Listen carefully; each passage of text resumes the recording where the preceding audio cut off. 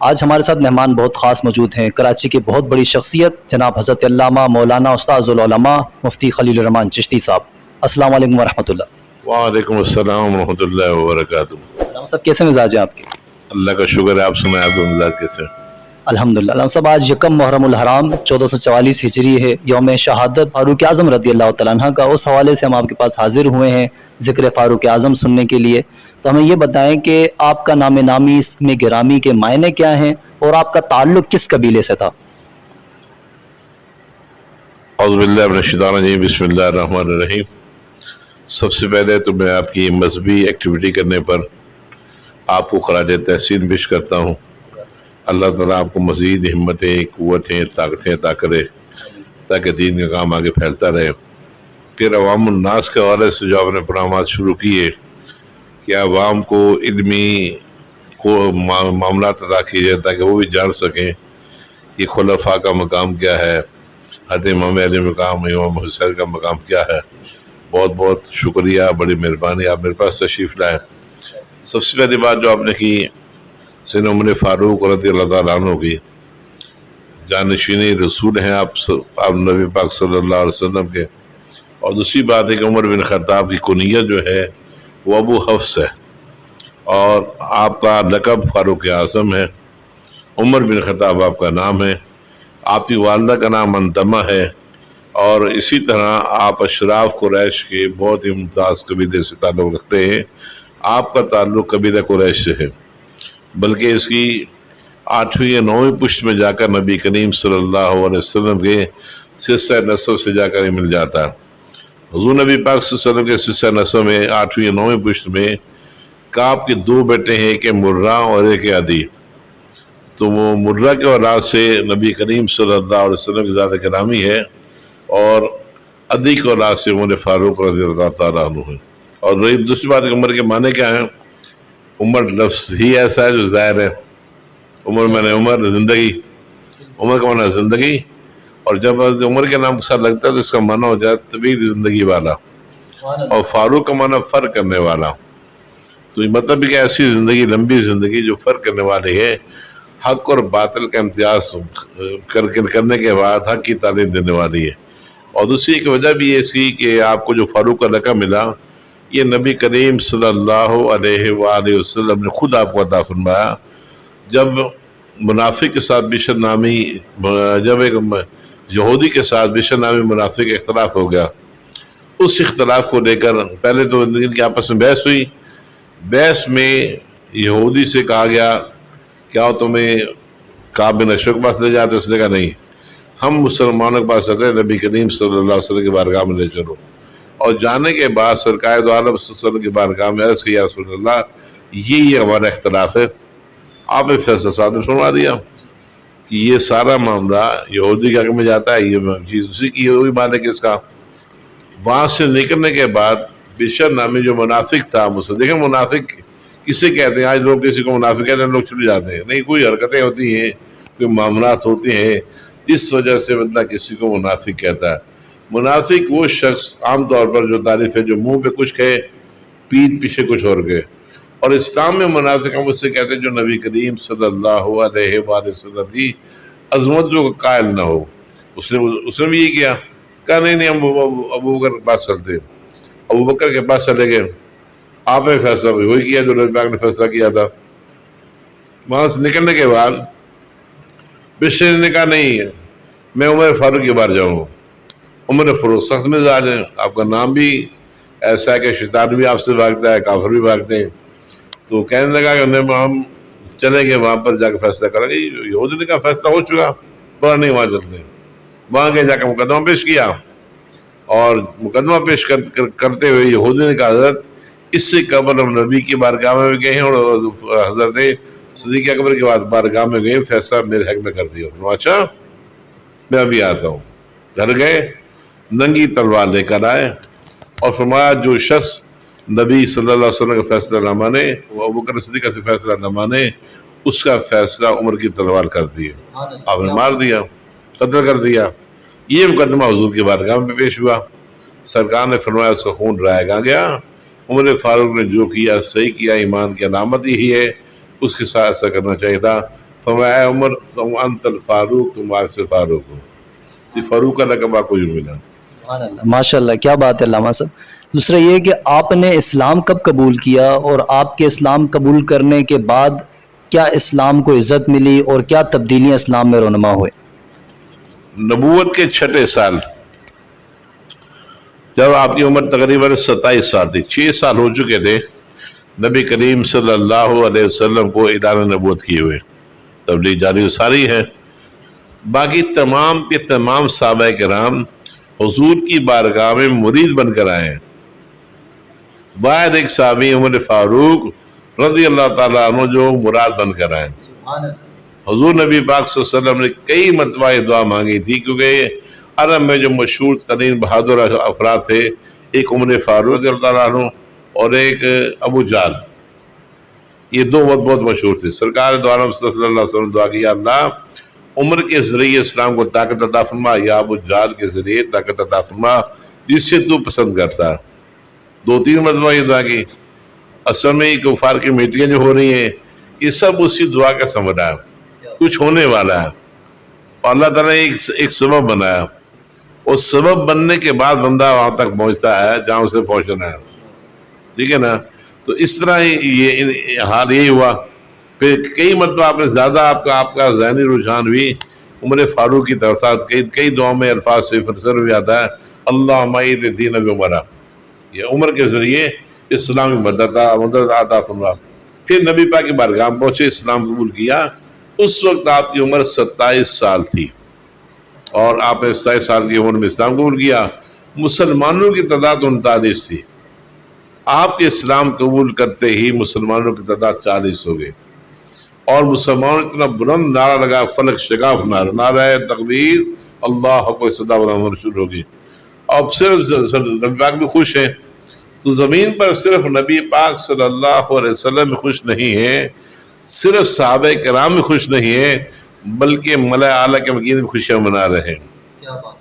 اور نبی پاک صلی اللہ علیہ وسلم کی بارگاہ میں وہی دے کر فرشتہ عبداللہ بن عباس روایت کرتے ہیں کہ نبی پاک صلی اللہ علیہ وسلم کی بارگاہ میں قال رسول اللہ صلی اللہ علیہ وسلم لما اسلم عمر آتانی جبرائیل فقال استبشر اہل السماء بھی اسلام عمرہ، کہ میرے نبی پاک کی بارگاہ میں فرشتہ جبرائیل آئے فوراً اسلام قبول کرنے کے بعد، کہ یا رسول اللہ صلی اللہ علیہ وسلم صرف آپ ہی خوش نہیں ہیں، صرف زمین والے خوش نہیں ہیں، بلکہ ملا اعلیٰ کے سارے کی بھی خوشیاں منا رہے ہیں۔ آپ کو اعزاز حاصل ہے کہ آپ کے اسلام کی خوشی صرف مسلمانوں نے نہیں بلکہ آسمانی مخلوق نے بھی منائی ہے۔ اور پھر اسی طرح دوسری بات یہ کہ عبداللہ بن عباس فرماتے ہیں کہ خدا کی قسم ہم میں اتنی قوت نہیں تھی کہ ہم کعبہ کے ارد گرد بیٹھ کر ذکر الہی کر سکیں، ہم بہت کمزور تھے عمر فاروق کے اسلام قبول کرنے سے پہلے یہاں تک کہ عمر فاروق رضی اللہ تعالیٰ عنہ اسلام لے آئے۔ حضرت شیخ فرماتے ہیں جب عمر اسلام لائے تو ہم نے بھی اسلام کو ظاہر کر دیا اور اعلانیہ طور پر دعوت اسلام دی اور دینا شروع کر دی۔ کعبہ کے ارد گرد حلقہ بنا کر بیٹھتے، بیت اللہ کا طواف کرتے، اور جو شخص ہم سے جھگڑتا، ہمیں گالی دیتا، برا بھلا کہتے، ہم اس کے ساتھ باقاعدہ جھگڑا کیا کرتے۔ عمر کے اسلام لانے سے پہلے ایسا نہیں تھا۔ جب آپ نے اسلام قبول کیا تو مسلمان بھی طاقتور ہو گئے، بلکہ آپ آئے حضور کی بارگاہ میں اسلام قبول کرنے کے بعد، عرض کے رسول اللہ کیا ہم حق پر نہیں ہیں، کہ ہمارا دین حق نہیں؟ سرکار ہمیں بالکل حق ہے۔ وہاں پھر یہاں بیٹھ کر نماز کو چپ کر دار حلقہ میں نماز کو پڑھتے ہیں، آئیے چلتے ہیں۔ فرمایا سرکار مسلمانوں کی تعداد کم ہے، کہ فلاں معاملات ہیں، نہیں بولا نہیں، آج حرم میں جائیں گے وہاں جا کر نماز پڑھیں گے۔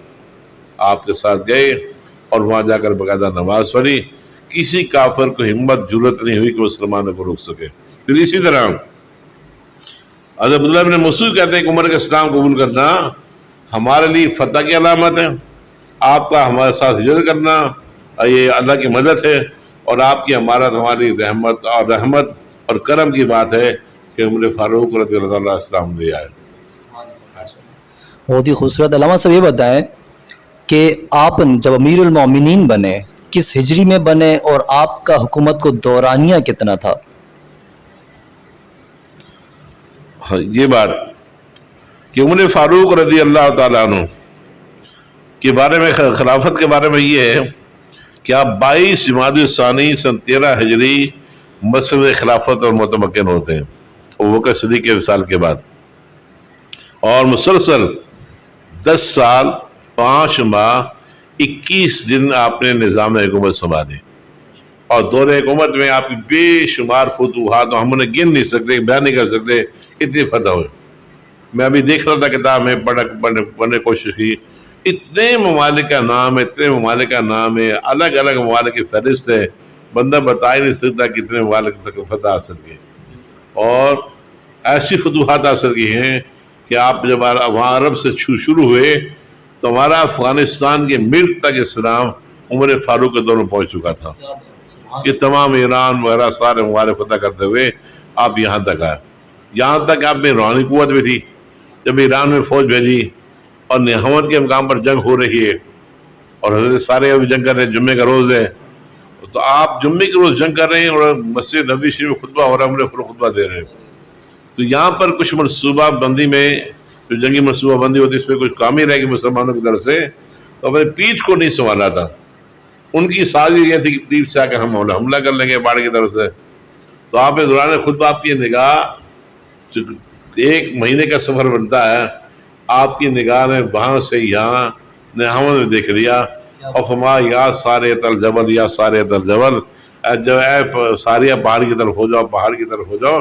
کہتے ہیں میں پہاڑ کی طرف ہو گیا۔ باقاعدہ بعد میں جب خط آیا، خط میں بھی لکھا یا امیر المومنین، ہم دوران جنگ ہارنے والے تھے، دشمن ہم پہ حملہ کرنے والا تھا، آپ کی آواز آئی، آپ کی آواز پر ہم نے لبیک کہا، ہم فتح جیت گئے۔ عبد الرحمن بن عوف کہتے ہیں میں نے وقت نوٹ کر لیا، وقت نوٹ کرنے کے بعد جب ساری آئے میں نے پوچھا کہ ایسے ہوا تھا، انہوں نے کہا بالکل۔ دوسری بات یہ کہ آپ کے بارے میں نبی پاک صلی اللہ علیہ وسلم بڑی فضیلتیں بیان کی ہیں۔ آپ نے ارشاد فرمایا لو کان بعدی نبی لکان عمر بن الخطاب، اگر میرے بعد کوئی نبی ہوتا تو عمر بن الخطاب ہوتا، کیونکہ عمر کے اندر وہ تمام خصوصیات پائی جاتی ہیں جو ایک نبی میں ہوتی ہیں، اور نبی اگر میں جو کہ خاتم النبیین ہوں، یعنی ختم نبوت کا بھی آپ نے اعلان کر دیا، اس حدیث پاک میں ختم نبوت کا بھی اعلان کر دیا کہ آخری نبی میں میرے بعد کوئی نبی نہیں آئے گا۔ اگر کوئی نبی آنا ہوتا تو عمر بن خطاب کے اندر وہ خصوصیات ہے کہ نبی ہوتے۔ ماشاء اللہ، سبحان اللہ۔ علامہ صاحب آخر میں یہ بتائیں کہ آپ شہید کس ہجری میں ہوئے؟ شہادت کا بھی ایک بڑا عجیب و غریب واقعہ ہے، اور مسلمانوں کے بڑے بڑے بہادر، بڑے بڑے جرنیل، بڑے بڑے اچھے حکمران شہید ہوئے۔ ظاہر ہے یہ اسلام کے ساتھ بڑی زیادتی بھی ہوئی، ظلم بھی ہوا۔ امام طبری نے اسے لکھا ہے اپنی سرد کی روایت کے ساتھ، کہتے عمر رضی اللہ عنہ کو 26 ذی الحج 23 ہجری کو زخمی کیا گیا، اور 1 محرم الحرام کو آپ کی تدفین ہوئی۔ اس وجہ سے 1 محرم الحرام کو ہم لوگ آپ کا یوم وصال مناتے ہیں، یوم شہادت مناتے ہیں۔ پھر ایک بڑے کمال کی بات عمر فاروق رضی اللہ تعالیٰ عنہ کی ذات کے حوالے سے، یہ جو ہمارا کیلنڈر ہے، ایک ہے عیسوی کیلنڈر اور ایک ہے ہجری کیلنڈر، ہجری کیلنڈر کی ترتیب عمر فاروق رضی اللہ تعالیٰ عنہ نے دی ہے، یا یہ آپ کی ترتیب دیا ہوا ہے کہ نہیں ہماری تاریخ جو ہے وہ نبی پاک صلی اللہ علیہ وسلم کی ہجرت سے لکھی جائے گی، اس سے پہلے کے معاملات الگ ہیں۔ پھر اسی طرح آپ سپاہیوں کا نظام قائم کیا، پولیس کا نظام، الگ بات ہے کہ آج نظام خراب ہو گیا، ورنہ عمر فاروق کے دور کا جو نظام تھا کیسا بہترین نظام تھا۔ اور اسی طرح آپ کی حکومت بڑی زبردست حکومت تھی۔ آج اس کی کچھ جو ہے معاملات امریکہ میں، انگلینڈ میں، برطانیہ میں، انگلینڈ میں، ان تمام ممالک نے ہم سے چوری کر لی اور اپنا تکا ماندہ نظام ہمیں دے کر چلے گئے، اور ہمارے مسلمان حکمران اس بارے میں سوچتے نہیں ہیں کہ کاش اسلام کا ماحول آ جائے کہ ان کے دور میں ایک پیدا ہونے والا بچہ پیدا ہونے سے لے کر 18 سال تک اسے گھر میں خرچہ ملتا تھا، باقی اور معاملات بڑے ہیں۔ میں تو چاہ رہا تھا کہ اس بات پر کرتے کبھی چلا انشاءاللہ پھر یا زندہ صحبت باقی بات کریں گے کہ نظام حکومت کیسا تھا، کس طرح لوگ رہتے تھے۔ میں خالی بچے کے بارے سے کہہ رہا ہوں، پیدا ہوتے ہی پتہ چلتا فلاں گھر میں بچہ پیدا ہوا، بیت المال سے فوراً مال اٹھا کے گھر میں ڈال دیا تھا۔ یہ تھی آپ کی حکومت۔ سبحان اللہ، ماشاء اللہ۔ علامہ صاحب میں فاروقی چینل کی طرف سے آپ کا بہت شکریہ ادا کرنا چاہتا ہوں کہ آپ نے اتنی مصروفیات میں ہمیں وقت دیا، ہم بہت زیادہ مشکور ہیں آپ. بہت بہت شکریہ. اللہ تعالیٰ کو مزید ہمت قوت عطا فرمائے. جزاک اللہ, بہت شکریہ. آپ دیکھ رہے تھے پروگرام رضا والے ایپیسوڈ 3 کاشف رضا سیالوی کے ساتھ. ہمیں اجازت دیجیے. تاجدار ختم نبوت زندہ باد. پاکستان پائندہ باد.